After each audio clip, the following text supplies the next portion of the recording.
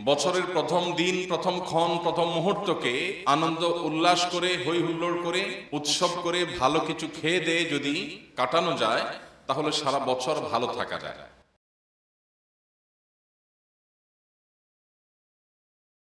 প্রতি বছরই যখন খ্রিস্টীয় নববর্ষ ঘনিয়ে আসে, দেশের অগণিত মানুষ আতঙ্কগ্রস্ত হয়ে পড়ে। খ্রিস্টীয় নববর্ষকে উদযাপনের নাম করে তথাকথিত মুসলমানের সন্তানদের অনেক অনাচার, অনেক স্বেচ্ছাচারী এবং নানাবিধ অপকর্মের কারণে প্রকৃতি, পরিবেশ, স্বাস্থ্য ঝুঁকি, নিরাপত্তার ঝুঁকি, নৈতিকতার অবক্ষয় সহ একসাথে অনেকগুলো আঘাত আমাদের এই সমাজ, আমাদের এই রাষ্ট্র, আমাদের এই পরিবার এবং মানুষের উপরে প্রতিনিয়ত আক্রমণ হতে থাকে, পতিত হতে থাকে। প্রতি বছরই খ্রিস্টীয় নববর্ষ আসলেই সারা দেশের সমস্ত মসজিদগুলো থেকে ওলামা একরাম সচেতন করবার উদ্যোগ গ্রহণ করেন। ইমাম সাহেবগণ মানুষকে অনাচার থেকে নিবৃত রাখবার জন্য পথনির্দেশ দিয়ে থাকেন। কিন্তু দুর্ভাগ্যজনক সত্য এবং বাস্তবতা হলো, কর্পোরেট ব্যবসায়ীরা তাদের বাণিজ্যিক স্বার্থে, এক শ্রেণীর মিডিয়া তাদের সামান্য হীন পার্থিব স্বার্থ চরিতার্থ করবার জন্য তরুণদেরকে ভোগবাদের নামে উন্মাদনা ও শৃঙ্খলা, মাদক এবং স্বেচ্ছাচারিতা, নানাবিধ অপকর্মের দিকে তারা ঠেলে দেয়, এবং যার ফলশ্রুতিতে দিন যত অতিবাহিত হচ্ছে আমাদের তরুণদের একটা উল্লেখযোগ্য অংশ, এমনকি কিশোরদের একটা উল্লেখযোগ্য অংশ তারা বিভ্রান্তির পথে পা বাড়াচ্ছে, নৈতিক অবক্ষয় চরমে পৌঁছেছে। আমরা প্রতি বছরই আপনাদেরকে এই সময় আসলে স্মরণ করাবার চেষ্টা করি। নতুন বছরের প্রথম মুহূর্তকে, প্রথম দিনটিকে বিশেষভাবে উদযাপন করবার, আনন্দ উল্লাস এবং হই হুল্লোড় করে কাটাবার এই কৃষ্টি, এই সংস্কৃতি এসেছে শত শত হাজার হাজার বছর আগে অগ্নিপূজকদের থেকে।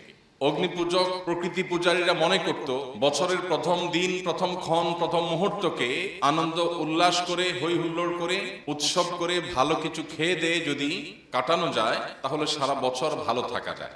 এই কুসংস্কারাচ্ছন্ন, অযৌক্তিক, অবৈজ্ঞানিক এবং ভুল ভ্রান্ত বিশ্বাসের উপর ভিত্তি করে তারা উদযাপন করত নওরোজ। রোজ মানে দিন, ন মানে নতুন, নওরোজ মানে হলো নতুন দিন। মূলত নওরোজ নামে এই নববর্ষ বা বছরের প্রথম প্রহর, প্রথম দিন, এই নতুন দিনটাকে উদযাপন করবার এই সংস্কৃতি অগ্নিপূজকদের থেকে আমাদের এখানে এসেছে, গোটা বিশ্বময় ছড়িয়েছে। পরবর্তীতে অগ্নিপূজকদের এই কৃষ্টি, এই সংস্কৃতিকে ধারণ করেছে খ্রিস্টানরা। খ্রিস্টীয় বর্ষ যখন শুরু হয় তখন বিশ্বব্যাপী খ্রিস্টানদের মধ্যে এটিকে উদযাপন করবার, বিশেষভাবে উৎসব উল্লাস করে কাটাবার একটা কৃষ্টি আজ আমরা গোটা দুনিয়াতে দেখতে পাচ্ছি। প্রশ্ন হলো, নববর্ষ উদযাপনের এই যে প্রক্রিয়া, এই যে পদ্ধতি, এটা কতটা যৌক্তিক, এটা কতটা গ্রহণযোগ্য?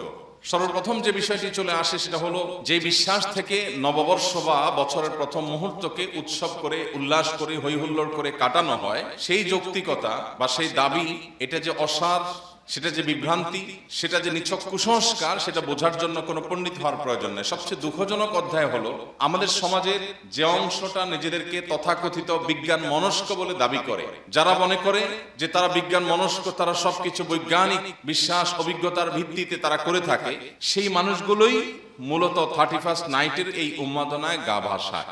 একদিকে যারা নিজেদেরকে বিজ্ঞান মনস্ক বলছে, অপরদিকে তারা নতুন বছরের প্রথম মুহূর্তে হই হুল্লোড় করছে। কেন হই হুল্লোড় করছে? এই প্রশ্ন যদি আমি আমার সে সকল তরুণ বন্ধুদের কাছে রাখি, আমি জানি না তারা কি উত্তর দিবেন। প্রত্যেকটা হাসির একটা কারণ থাকে, প্রতিটা কান্নারও একটা কারণ থাকে। কোনো না কোনো কারণ ছাড়া মানুষ হাসলে বা কান্না করলে তাকে মানুষ সুস্থ মানুষ বলে না। প্রতিদিনই রাত 12টা 1 মিনিট আসে, আপনি 365 দিনের অন্য কোন দিন রাত 12টা 1 মিনিটে হই হুল্লোড় করেননি, আনন্দ উৎসব করেননি। 31শে ডিসেম্বর দিবাগত রাতে 12টা 1 মিনিটে কি এমন হয়েছে যার ফলে আপনি আনন্দ উৎসবে মেতে উঠছেন 12টা 1 বাজার সাথে সাথে? এই আনন্দের কারণটা কি এমন ঘটেছে যে আপনি খুশি হয়ে গেছেন? উত্তর হয়তো আসবে যে একটা নতুন বছর আসছে। তো একটা নতুন বছর আসলে যদি আনন্দিত হয়, তাহলে যে মুহূর্তে একটা নতুন বছরকে আপনি ওয়েলকাম করছেন, ঠিক তার 1 মুহূর্ত আগেই একটা বছর গত হয়েছে। কারোর আগমন যদি আপনার আনন্দের কারণ হয়, তাহলে তার বিদায় আপনার বেদনার কারণ হবে। এই সহজ কথাটা বোঝার জন্য কোনো শিক্ষিত মানুষ হওয়ার দরকার নেই। যে ব্যক্তি আসলে আপনার খুশি হয়, তার বিয়োগ, বেদনা, তার বিরহ, তার বিদায়, এটা আপনার কষ্টের কারণ হবে। 1 মুহূর্ত আগেই একটা বছর শেষ হয়ে গেল, সেজন্য তো আপনি কাঁদেন নাই, সেজন্য তো আপনি বেদনাহত হন নাই, সেজন্য তো আপনি কষ্ট পান নাই। তাহলে নতুন বছর আসছে, সেজন্য আপনি খুশি হচ্ছেন কোন যুক্তিতে? সকল নতুন কি মানুষের আনন্দের কারণ? নতুন কিছু আসলেই কি মানুষ আনন্দ করবে, উৎসব করবে? জীবনে প্রথম কেউ বাঘ এবং সিংহের মুখোমুখি হয়েছে সরাসরি, প্রথম, ফার্স্ট টাইম। কি বলেন, আনন্দে হো হো করে হেসে দিবে না? যে বাঘ সিংহ দেখেছি আমি মোবাইল স্ক্রিনে কিংবা খাঁচার ভেতরে, এখন আমার সামনে একেবারে বাঘ হাজির, সাপ হাজির, সিংহ হাজির, হিংস্র কোনো প্রাণী হাজির, মানে নতুন একটা প্রাণীকে একটা নতুন ভাবে দেখেছি। এই খুশিতে, এই আনন্দে মানুষ হো হো করে হেসে দিবে। আল্লাহ রাব্বুল আলামিন বলেছেন কোরআনে কারীমে, কুল্লু নাফসিন যায়িকাতুল মাউত, প্রত্যেক প্রাণীকে মৃত্যুর স্বাদ আস্বাদন করতে হবে। প্রতিটা প্রাণীকে মৃত্যুর স্বাদ আস্বাদন করতে হবে। আমরা পৃথিবীতে যখন এসেছি এই পরোয়ানা নিয়েই এসেছি যে আমাকে একটি প্রাণী হিসাবে একদিন মৃত্যুবরণ করতে হবে।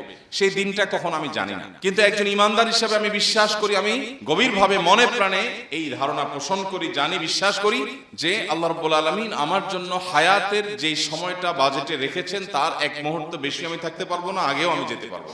অতএব আল্লাহ রাব্বুল আলামিন যে আমার সীমিত সীমাবদ্ধ হায়াত দিয়ে পাঠিয়েছেন, একটা বছর শেষ হয়ে যাওয়া মানে হলো জীবন থেকে একটা বছর খসে পড়া, আমার কবর আরো কাছাকাছি আসা।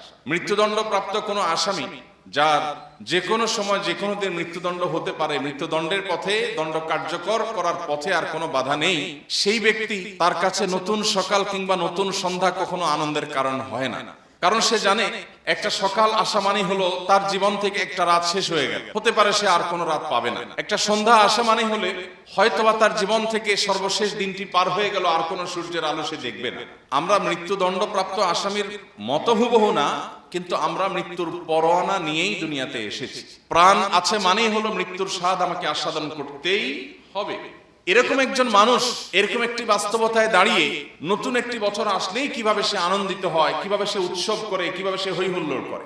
সম্মানিত ভাইরা, আমাদের বিবেকগুলোকে যদি আমরা একটু খরচ করার চেষ্টা করি, আমরা যারা নিজেদেরকে লজিক এবং যুক্তির অনুসারী এবং বিজ্ঞান মনস্ক বলে দাবি করি, আমরা যদি নিজেদেরকে প্রশ্ন করি যে 31st নাইটে 31শে ডিসেম্বর রাত 12টা 1 মিনিটে কি এমন হয়েছে যে আমি উৎসব করছি, সত্যি বলতে এই উৎসবের পেছনে যৌক্তিক কোনো কারণ খুঁজে পাওয়া যাবে না। মুসলমান ঈদ উল ফিতর যে উৎসব করে, সেই উৎসবের পেছনের কারণ হলো রমাদানের মাস ব্যাপী যে আল্লাহর ইবাদত বন্দেগী হয়ে থাকে, এই দিনে আল্লাহ রাব্বুল আলামিন বান্দাকে পুরস্কার দেন। সেজন্য বান্দা আনন্দ করে, উৎসব করে। জিলহজের প্রথম 10টি দিন ইবাদতের দশক, জিকির আজকার, ইবাদত বন্দেগী, নফল রোজা ইত্যাদি করার পর আল্লাহ রাব্বুল আলামিন জিলহজের প্রথম দশকের শেষ দিন বা 10 তারিখ 10 জিলহজ ঈদুল আজহা করার এই নিয়ামত আমাদেরকে দিয়েছে। প্রত্যেকটা উৎসবের একটা কারণ থাকে, কিন্তু এই উৎসবের কোনো কারণ, কোনো যৌক্তিক গ্রাউন্ড আপনি খুঁজে পাবেন না। উপরন্তু এই উৎসবের পেছনে যে সমস্ত অনাচার আছে, সেই সমস্ত অনাচারের কারণে এটাকে সামাজিকভাবে বন্ধ করবার, থামাবার উদ্যোগ গ্রহণ করা আমাদের প্রত্যেকটা মানুষের কর্তব্য। প্রতি বছর 31st নাইটকে কেন্দ্র করে যে সমস্ত অনাচার হয়, সেগুলো আমরা নানাভাবে জানার চেষ্টা করি, জানার সুযোগ তৈরি হয়। এর পেছনে যে সমস্ত অনাচারগুলো আছে, এর মধ্যে একটা বড় অনাচারের বিষয় হলো এর পেছনে স্বাস্থ্য ঝুঁকি আছে। অনেক অসুস্থ মানুষকে মৃত্যুর দিকে ঠেলে দেওয়া হয় এই অপসংস্কৃতির কারণে। আতশবাজির কারণে আকাশে যে ধোঁয়ার সৃষ্টি হয়, এই ধোঁয়ার ফলে বিষাক্ত যে পদার্থ তৈরি হয়, সেটা সাধারণ এবং স্বাভাবিক যে পদার্থ থাকে সেটার চাইতে কয়েক গুণ বেড়ে এমন একটা পর্যায়ে পৌঁছে যে বিশেষজ্ঞগণ বলছেন এর কারণে বৃদ্ধ, শিশু এবং শ্বাসকষ্টে যে সমস্ত রোগীরা ভোগেন, এটা তাদের জন্য নীরব ঘাতকের মতো একটা ভূমিকা অবতীর্ণ হয়। মানুষের কান যে পরিমাণ শব্দ নিতে পারে, যে পরিমাণ আওয়াজ সহনশীল, যে পরিমাণ সহ্য ক্ষমতা মানুষের কানের আছে, সেটার চাইতে বেশ খানিকটা বেশি বিকট আওয়াজ তৈরি হয় আতশবাজির আওয়াজের কারণে, যেটার ফলে অনেক হার্টের রোগী, তাদের হার্ট অ্যাটাকের সম্ভাবনা বেড়ে যায়। অনেক শিশু হার্ট অ্যাটাকের সম্ভাবনা তাদের বেড়ে যায় দুর্বল হার্ট হওয়ার কারণে। এবং প্রতি বছর আপনারা সোশ্যাল মিডিয়াতে, বিভিন্ন মূলধারা মিডিয়ার মাধ্যমে দেখতে পান যে হাজার হাজার পাখি এই বিকট আওয়াজের কারণে হার্ট অ্যাটাকে সেগুলোরও মৃত্যু হয়ে থাকে। 2025-এর পৃথিবীতে, আধুনিক পৃথিবীর সভ্যতার দাবিদার এই পৃথিবীর বাসিন্দারা কেউ গভীর রাতে বিকট আওয়াজে, আতশবাজির বিষাক্ত ধোঁয়া এবং বিকট আওয়াজ দিয়ে মানুষ তো মানুষ, শিশু, বৃদ্ধ, হার্টের রোগী, শ্বাসকষ্টের রোগী, অসুস্থ মানুষ এবং হাজার হাজার পাখির মৃত্যুর কারণ হবে, কষ্টের কারণ হবে, এটা কোনো সভ্য সমাজে গ্রহণযোগ্য হতে পারে না। রাত 12টা 1 মিনিটে আপনি যখন উৎসবে মেতে উঠছেন, আপনি যখন চিৎকার চেঁচামেচি করছেন, আপনি যখন আনন্দ উৎসব হয়ে হুল্লোড় করছেন, তখন শত শত হাজার হাজার লক্ষ লক্ষ মানুষ ঘুমিয়ে আছে। আপনার বিকট আওয়াজ হয়তো তাদের ঘুম ভাঙিয়ে দিচ্ছে। প্রতি বছর এই 31st নাইটের কারণে যে পরিমাণ নিরাপত্তা ঝুঁকি হয়ে থাকে, প্রত্যেক বছর পুলিশ থেকে প্রশাসন থেকে নিষেধাজ্ঞা থাকে, কোন প্রকার পটকা ফুটানো যাবে না, এটা করা যাবে না, সেটা করা যাবে না, কিন্তু কে শুনে কার কথা? গত কয়েক বছর আগে আপনারা দেখেছেন, সবগুলো গণমাধ্যমে ফলো করে প্রকাশিত হয়েছে যে এই আতশবাজি থেকে একজন নারী উদ্যোক্তা তার প্লাস্টিকের প্রোডাক্টগুলো তিনি তার বাড়ির ছাদে প্রস্তুত করে রেখেছিলেন ডেলিভারি দেওয়ার জন্য। এটাই তার সংসার চলার একমাত্র অবলম্বন ছিল। কোন এক আতশবাজির এই উন্মাদনার আগুন এসে তার সেই প্লাস্টিকের উপর পড়ার পর সবগুলো প্লাস্টিক মুহূর্তের ভিতরে পুড়ে গলে সবগুলো শেষ হয়েছে, ধ্বংস হয়েছে। এবং তার সে কান্না, তার সে বেদনা, সেটা গণমাধ্যমের মাধ্যমে আমরা সবাই কম বেশি দেখেছি। আজও পর্যন্ত এই আতশবাজির এই অপসংস্কৃতিকে আসামের কাঠগড়ায় দাঁড় করিয়ে এটাকে বন্ধ করবার কোনো উদ্যোগ আমরা গ্রহণ করতে পারি নাই। আমাদের সবারই খুব ভালো করে মনে থাকার কথা সেই শিশুর কথা, যে শিশু আতশবাজির এই বিকট আওয়াজের কারণে মায়ের কোলে মৃত্যুবরণ করেছে এবং বিষয়টা আদালত পর্যন্ত গড়িয়েছে, কিন্তু আতশবাজি এখনো এই দেশে বন্ধ হয়নি। 31st নাইটের এই সমস্ত অপসংস্কৃতি, এই সমস্ত অপকালচার, এগুলো পশ্চিমা দুনিয়া থেকে আমাদের দেশে যারা আমদানি করছে, তারা এদেশের তরুণদের নষ্ট করছে, আমাদের কিশোরদেরকে ধ্বংসের দিকে তারা নিয়ে যাচ্ছে। এমনিতেই আমাদের তরুণ এবং কিশোরদের মধ্যে নৈতিকতার তেমন কোনো চর্চা নেই, বালাই নেই। আমরা দেখতে পাচ্ছি একটা প্রজন্ম গড়ে উঠছে যাদের কাছে ভোগ ছাড়া আর কিচ্ছু নেই, যারা শুধুমাত্র হিয়ালিপনা জানে, উৎসব উল্লাস জানে, হই হুল্লোড় জানে, ফুর্তি করা জানে। এরকম একটা প্রজন্ম যখন গড়ে উঠছে, তখন পশ্চিমা দুনিয়া থেকে এই সমস্ত অপসংস্কৃতিগুলোকে আমদানি করে মরার উপরে খড়ার ঘায়ের মতো আমাদের তরুণকে, আমাদের তারুণ্যকে, আমাদের কিশোরদেরকে ধ্বংসের দ্বারপ্রান্তে নিয়ে যাওয়া হচ্ছে। প্রিয় ভাইরা আমার, সময় এসেছে এই অপসংস্কৃতির বিরুদ্ধে আমাদের প্রত্যেকটা মানুষকে রুখে দাঁড়াবার। প্রত্যেকটা সমাজে, প্রতিটা মসজিদ এবং মহল্লা থেকে 31st নাইটের এই অপসংস্কৃতি এবং এই অনাচার, এটা প্রতিরোধে কমিটি হওয়া দরকার। আইন হাতে তুলে নেওয়া নয়, কিন্তু অধিকারের নামে কেউ অনাচার করতে চাইলে, পরিবেশকে বিপর্যস্ত করতে চাইলে, মানুষের জীবন এবং স্বাস্থ্যের ঝুঁকির কারণ হতে চাইলে, কোনো মানুষ, কোনো পশু পাখি এবং পরিবেশকে ক্ষতিগ্রস্ত করতে চাইলে সেটা বাধা দেওয়া, সেটা বন্ধ করবার জন্য সামাজিক উদ্যোগ গ্রহণ করা, এটা আমাদের প্রত্যেকটা মানুষের নৈতিক দায়িত্ব। চেষ্টা করবো তো আমরা ইনশাআল্লাহ। যে সমস্ত বাবা মা নিজেদের তরুণ এবং কিশোর সন্তানদেরকে 31st নাইটের এই উন্মাদনা করতে সহযোগিতা করে, অনেক বাবা মা আছে নিজে হয়তো নামাজ কালামও পড়েন, অথচ তার সন্তান বিপদগামী হচ্ছে, অপসংস্কৃতির দিকে পা বাড়াচ্ছে, কিন্তু তিনি দেখেও না দেখার ভান করছেন, বুঝেও না বুঝার ভান করছেন, বরং অনেক ক্ষেত্রে সন্তানকে টাকা দিয়ে তার এই অপকর্ম করতে সাহায্য করছে। মনে রাখবেন, প্রত্যেকটা আতশবাজি বহু প্রাণীর বদদোয়া, বহু প্রাণের ক্ষতি, বহু মানুষের ক্ষতি, অনেকের কষ্টের কারণ। আপনি অগণিত মানুষের প্রতি যে জুলুম করছেন, এই জুলুমের প্রতিকার করবার সুযোগও দুনিয়াতে পাবেন না, কারণ এই মানুষগুলোকে খুঁজে খুঁজে মাপ চাওয়ার সুযোগ হয়তো পাবেন না। প্রত্যেকটা অপকর্মের দায় কম বেশি আপনাকে দুনিয়াতে বহন করতে হবে, আখিরাতে তো আছেই। প্রিয় ভাইরা আমার, বিশেষ করে ঢাকা শহরের মতো এমন একটি শহর, যে শহর বায়ু দূষণের ক্ষেত্রে পৃথিবীর টপ 3-4টি শহরের মধ্যে সব সময় থাকে, এরকম একটা শহরের মধ্যে যদি একটি রাতে শত শত হাজার হাজার আতশবাজি দিয়ে আকাশকে ধোঁয়াশাচ্ছন্ন করা হয়, পরিবেশকে ধ্বংস করা হয়, তাহলে সেটা কোন অবস্থাতে আমাদের কাছে গ্রহণযোগ্য হওয়ার কথা নয়। যে ঢাকা শহরের উপর দিয়ে পরিপূর্ণরূপে বৈদ্যুতিক তারের জাল বিছানো আছে, আমরা যেদিকে তাকাই আমাদের মাথার উপরে বৈদ্যুতিক তারের বিশাল জাল নেটওয়ার্ক গোটা ঢাকা শহর জুড়ে আছে। চিটাগাং শহর, বড় বড় শহরগুলো সবগুলো বৈদ্যুতিক তারের জালের নিচে। এইরকম একটা শহরে আতশবাজির আগুন যখন উপরে ছোঁড়া হয়, সেখান থেকে দুর্ঘটনায় শত শত হাজার হাজার মানুষও যদি মারা যাওয়ার মতো ঘটনা ঘটে, তবে সেটা অবাক হওয়ার মতো কোনো বিষয় থাকবে না। এই সব কিছু জেনে বুঝে আমরা যেন দেখেও না দেখার ভান করছি। আমরা গেল সপ্তাহে বলেছি, একজন মুসলমান তিনি সৎ কাজের আদেশ এবং অসৎ কাজে বাধা প্রদান করতে হবে। শুধু ব্যক্তিগত নেকামল দিয়ে কেউ আল্লাহর কাছে প্রিয় পাত্র বা মুত্তাকি বা ভালো মুসলমান হতে পারবে না। ভালো মুসলমান হওয়ার জন্য আমাকে অন্যায়ের বিরুদ্ধে কথা বলতে হবে, অন্যায়ের বিরুদ্ধে অবস্থান নিতে হবে।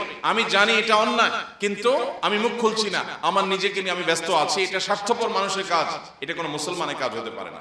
আমরা প্রত্যেক মুসলমান যদি আজ অসৎ কাজে বাধা প্রদান করবার এই কাজটাকে সঠিকভাবে আঞ্জাম দিতাম, তাহলে সমাজে এই সমস্ত অনাচার ঘটতো না।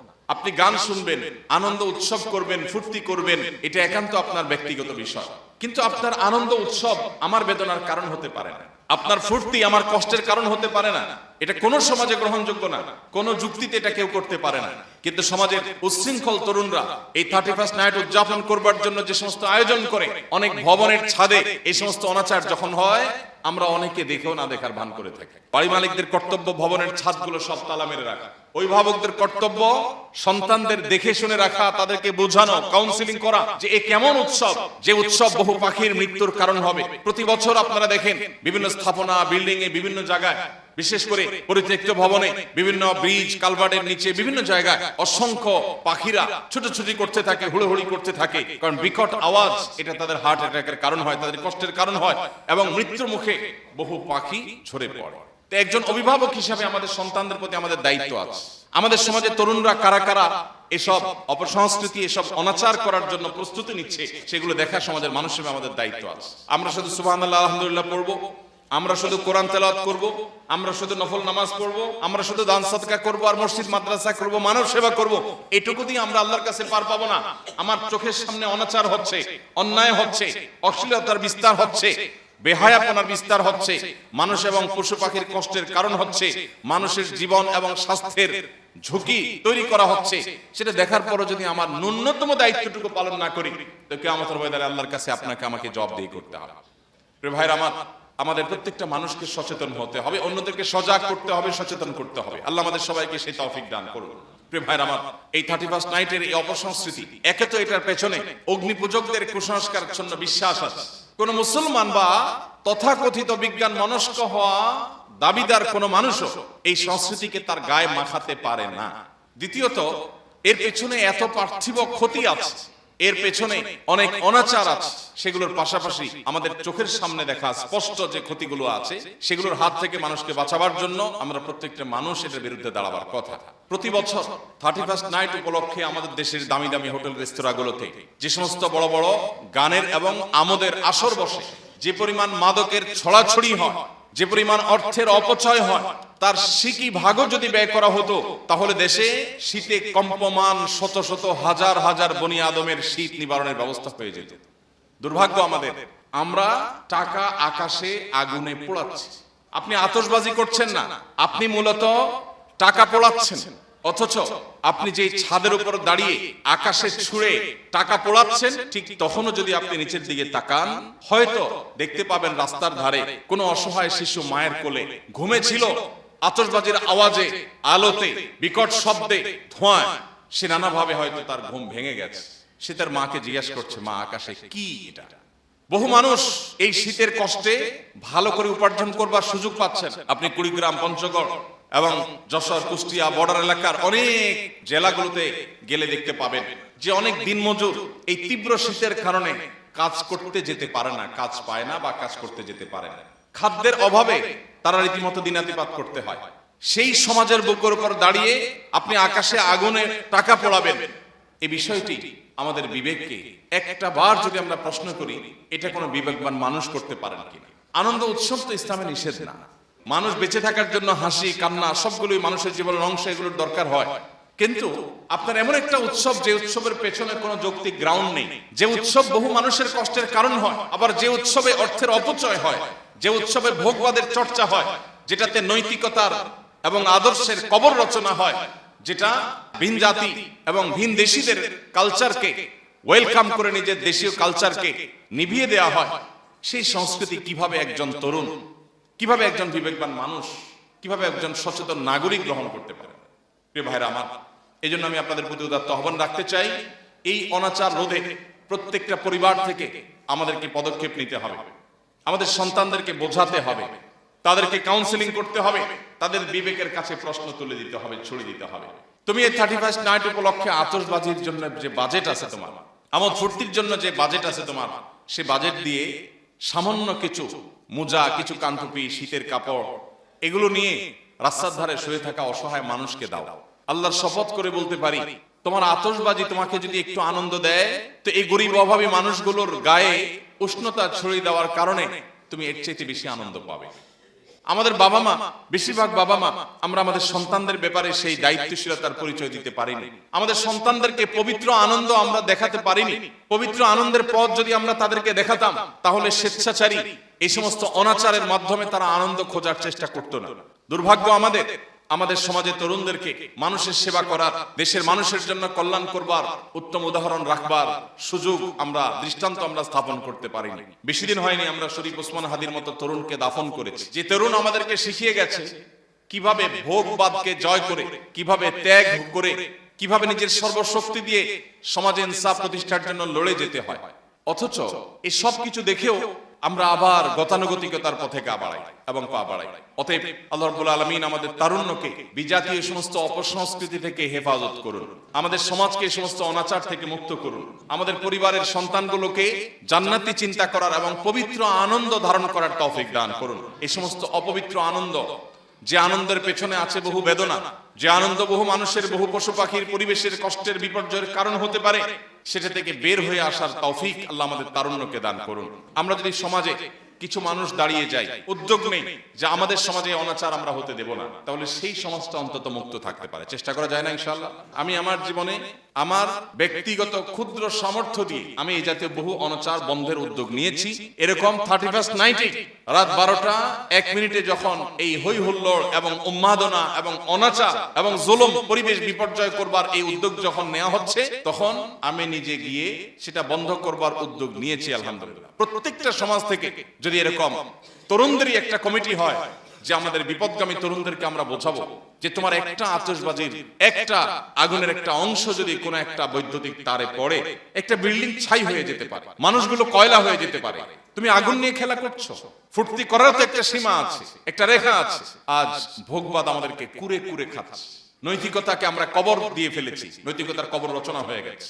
আবারও আমাদের বিবেকগুলো জেগে উঠুক, আমাদের অন্তর্চক্ষু খুলে যাক, আমাদের দায়িত্বশীলতা, দায়িত্ব সচেতনতা বৃদ্ধি পাক, এবং আমাদের অনাচার, জুলুম, অবিচার এবং মানুষ এবং পরিবেশকে বিপর্যস্ত করবার মতো এই জাতীয় কালচার, এগুলো নিপাত যাক, এগুলো বন্ধ হোক।